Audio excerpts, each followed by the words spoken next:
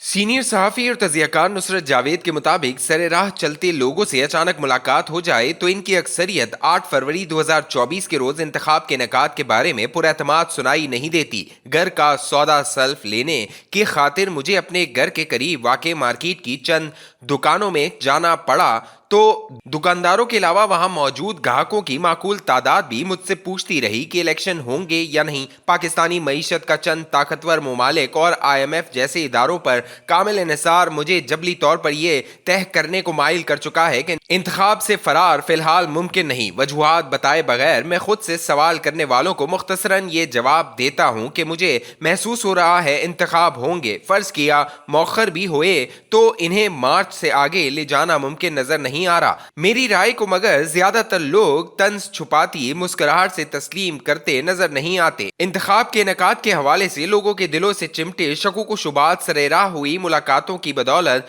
मुझ तक पहुंचे तो मैं परेशान हो गया। सुप्रीम कोर्ट रियासत पाकिस्तान का अहम तरीन सतून है। इसके मुअज़्ज़ज़ चीफ जस्टिस साहब ने दीगर सीनियर जजों के साथ मिलकर अटॉर्नी जनरल को मजबूर किया कि वो सदर पाकिस्तान और चीफ इलेक्शन कमिश्नर के माबैन मुशावरत की राह निकालें। अटॉर्नी जनरल मुतहरिक हुए तो बिला आखिर आम इंतखाबात के लिए 8 फरवरी 2024 की तारीख तय हो गई। इस तारीख को बादज़ा आली जनाब चीफ जस्टिस साहब ने पत्थर पर लिखी तहरीर पुकारा। इस फरमान के बाद शक शुबे की गुंजाइश ही बाकी नहीं रहना चाहिए थी। हुक्म यह भी हुआ कि सहाफ़ी शकूक शुबात उकसाने से बाज रहें। पैदाइशी बुज़दिल होते हुए मैं इस हुक्म की तामील करता रहा। मौलाना फजल रहमान का शुमार लेकिन वतन अजीज के सफ़े अव्वल के सियासी कायदीन में होता है। पीर की शाम ही इनकी जात से मंसूब एक बयान टीवी स्क्रीनों पर टिकरों की सूरत गर्दिश करता रहा। मौसूफ को इंतखाब होते नजर नहीं आ रहे थे। चंद इलाकों में सर्दी की शिद्दत और बर्फबारी के इम्कानात से कहीं ज्यादा इन्हें यह फिक्र भी लाहक है कि दीन इस्लाम के अस खुद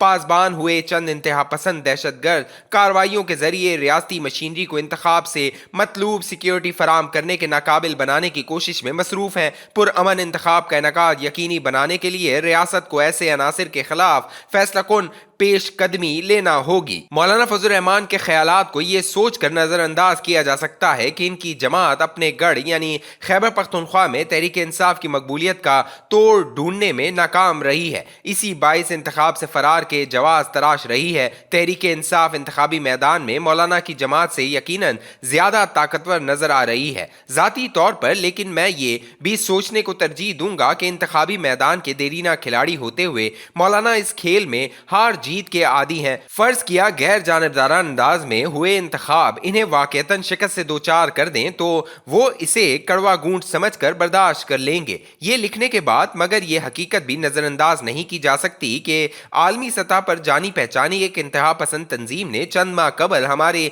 दीन के चंद बुनियादी उसूल की इस अंदाज में तशरीह की जो इंतखाबी अमल में हिस्सा लेने को कुफ्र करार देता है। मज़कूरा तशरीह की रोशनी में मौलाना की जात और जमात पर शदीद नुक्ताचीनी हुई। इन्हें गोया चार्जशीट लगाकर नामजद कर दिया गया। दरी असना इनकी जात के अलावा इनकी जमात के दीगर लोगों पर हमले भी शुरू हो गए। कुछ मसाजिद और मदरसे भी मौलाना के मसलकी एतबार से करीब होने के सबब दहशत गर्द कार्रवाइयों का निशाना बने। मज़कूरा तनाजुर में मौलाना के इस मुतालबे से 100% इत्तफाक करना होगा कि 8 फरवरी 2024 के रोज इंतखाब को यकीनी बनाने के लिए रियासत पाकिस्तान को जामे हिकमत अमली के तहत इंतहा पसंदों के खिलाफ पेश कदमी दिखते इकदामात लेना होंगे। मौलाना फजल रहमान के बयान करदा खदशात वाजिब सुनाई देने के बावजूद शायद बहुत अहम महसूस न होते अगर दीगर जमातें भरपूर इंतखाबी मुहिम में मसरूफ नजर आती। मुस्लिम लीग नून इस ज़मन में कलीदी किरदार अदा कर सकती थी। इसके कायद 21 अक्टूबर को लंदन में तवील अरसे गुजारने के बाद वतन लौटे।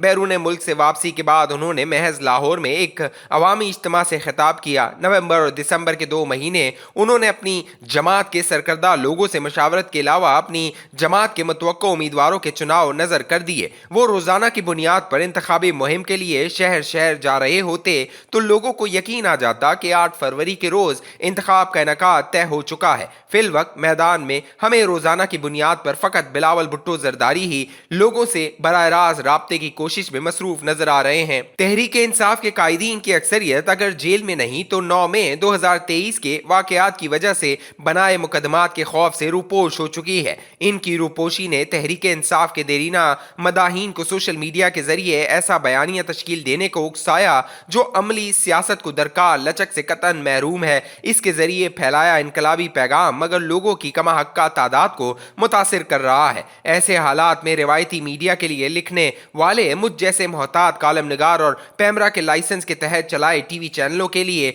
टॉक शोज करने वालों की अक्सरियत कारीन और नाजरीन को सच बताती और दिखाती महसूस नहीं हो रही। खबर और सच का वाहिद जरिया अब सोशल मीडिया प्लेटफॉर्म ही तस्वुर किए जा रहे हैं। पुरानी वजह का सहाफी होते हुए अपनी साख लुट जाने का एहसास मुझे बहुत दिनों से परेशान किए हुए है।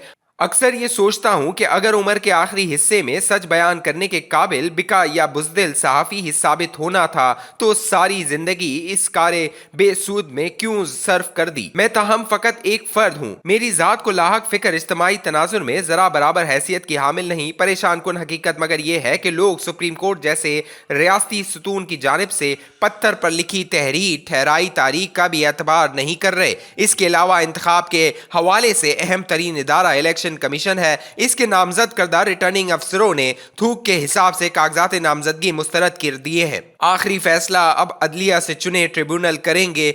अपनी साख पर तवज्जो देने के बजाय इलेक्शन कमीशन अब मीडिया पर ज़ाब्ता अखलाक के नाम पर कतन माकूल दिखती पाबंदियां लागू करना चाह रहा है। फर्ज किया इसकी ख्वाहिश पर हूबहू अमल हुआ तो रिवायती मीडिया की रही सही साख भी खाक में मिल जाएगी और लोग फकत सोशल मीडिया ही से रुजू करने को मजबूर हो जाएंगे।